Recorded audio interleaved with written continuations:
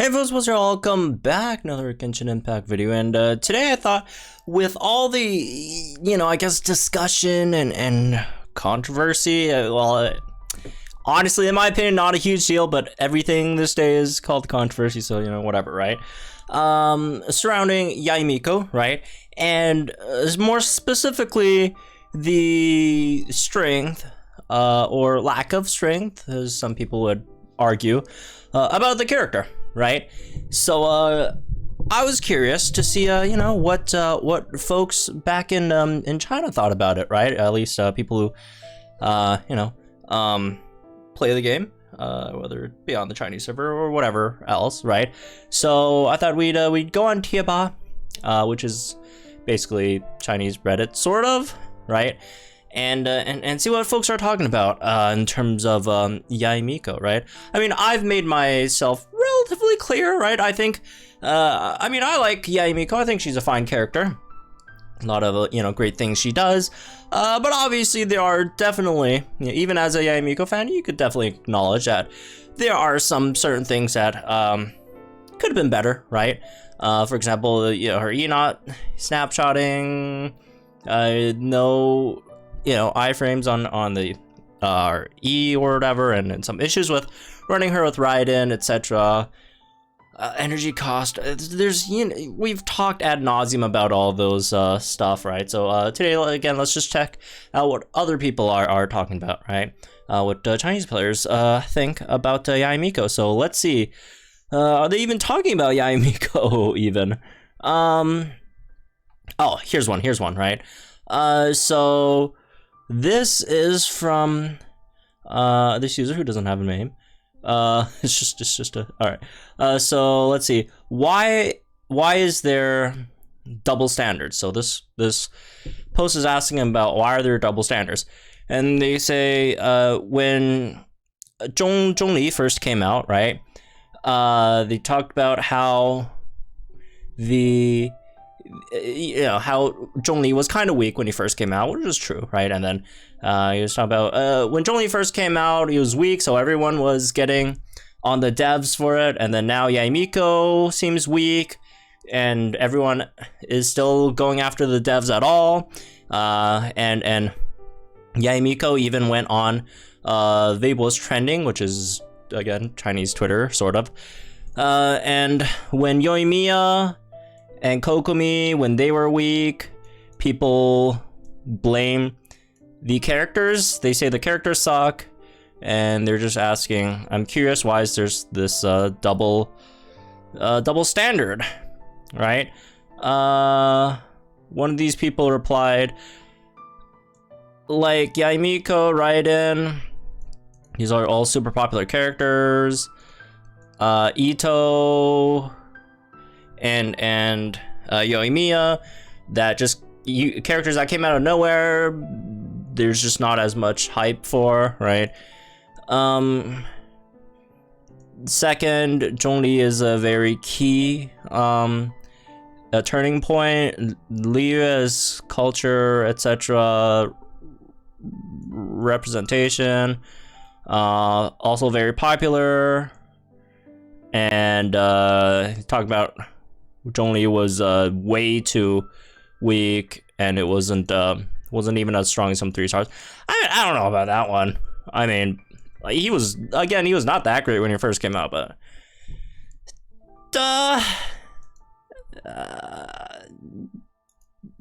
he's definitely better than quite a few 4 stars in the game at that point. Anyways, let's see. Kokomi got screwed over in the story, which I agree in the Archon quest. I actually did like her in her story quest. What else? Let's see what other people are saying. Ayagaya says they're just talking about their own experiences. Another person replied, Kadinar says popularity issues. Yeah, they're talking about the same thing. For the most part, a lot of people are just replying popularity.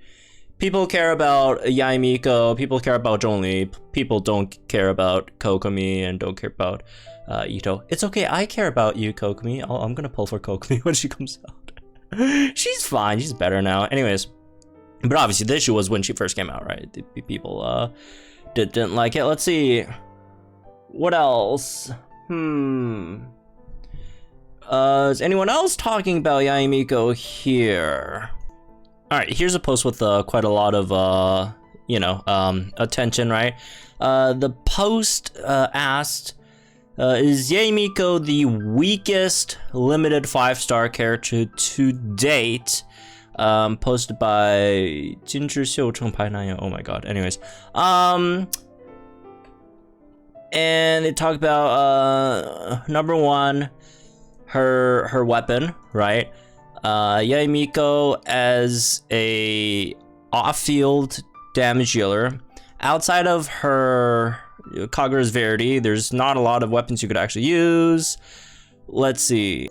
And then they talk about stuff like Lost Prayers. All these stuff are very, very situational. So their first issue is the weapon that they're talking about. Let's see what else.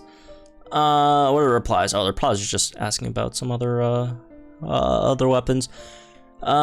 Second part, they say the auto targeting. I think this means, right? The auto targeting of the E is weird as hell. It's keeps on hitting random shit, right? And sucks for when you're actually fighting for your DPS, right? Okay, this guy replies, I was fighting the Dvalin, and then it wasn't taking any damage. Then I looked, holy shit, it was it was hitting the Anemo wind seed things. Anyways, damn. All right. Let's see. Said even with Kagura's Verity, it still kind of sucks. Only 10k a hit. It's just a mini Oz. Skill issue? I gotta say. Let's see.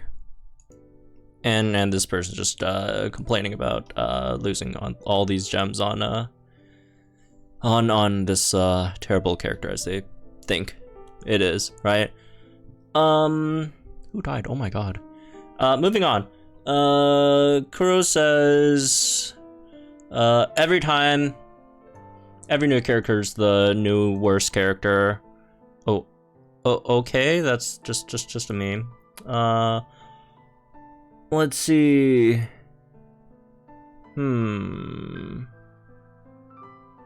This person's just confused about her E.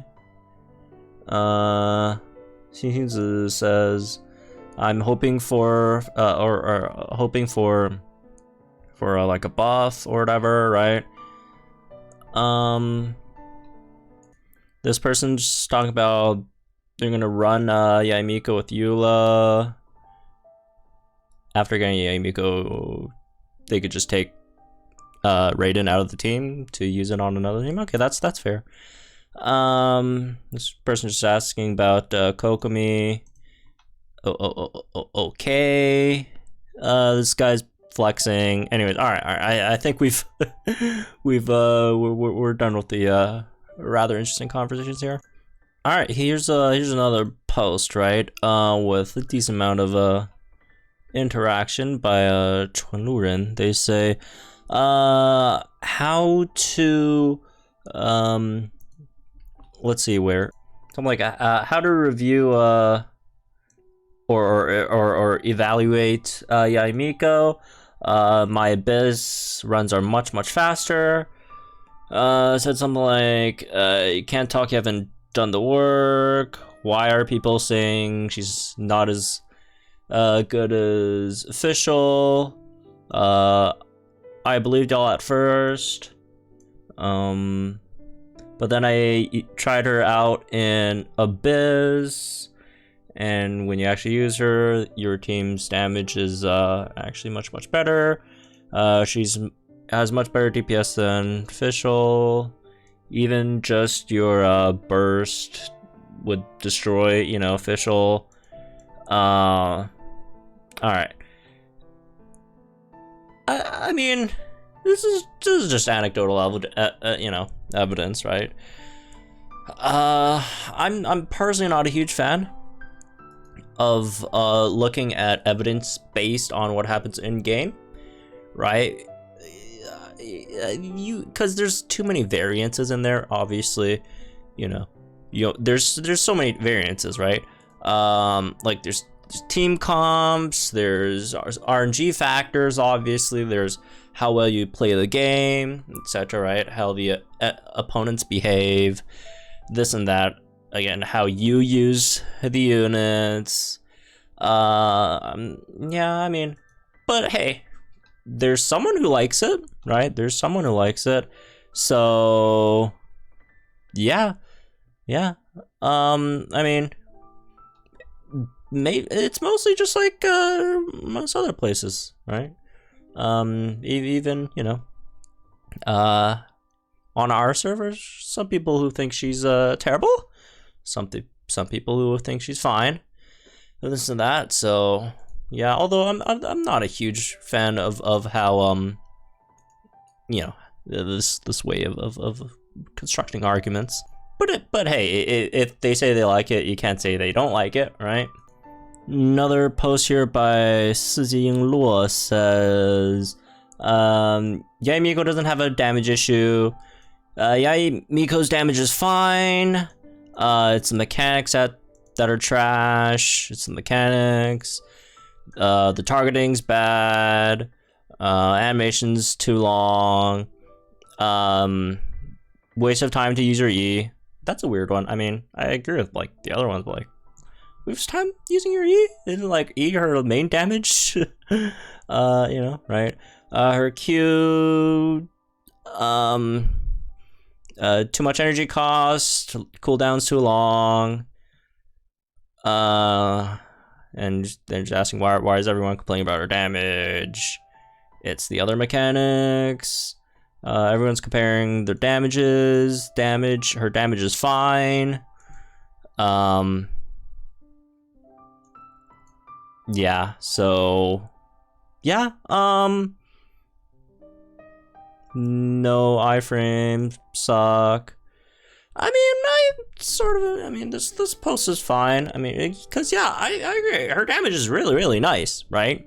When you actually, you know, get it out, the damage is fine. There's just some other issues, I guess, with the kit, right? They mentioned some animation, auto targeting, right? I don't know about the E thing. Your Q costs too much, etc. So yeah, this one's fine, I guess, right? All right, here's another post that by L Longyin saying, in quotes, no damage, energy recharge sucks, and then post a bunch of, I guess, flexing screenshots, doing some respectable amounts of damage on the Q, posting stuff, their abyss clears, etc. I don't even, that's not a clear though, is that just like the team comp screen? Not that it matters. I mean, I have no reason to distrust that they beat, you know, the abyss. It's not super hard.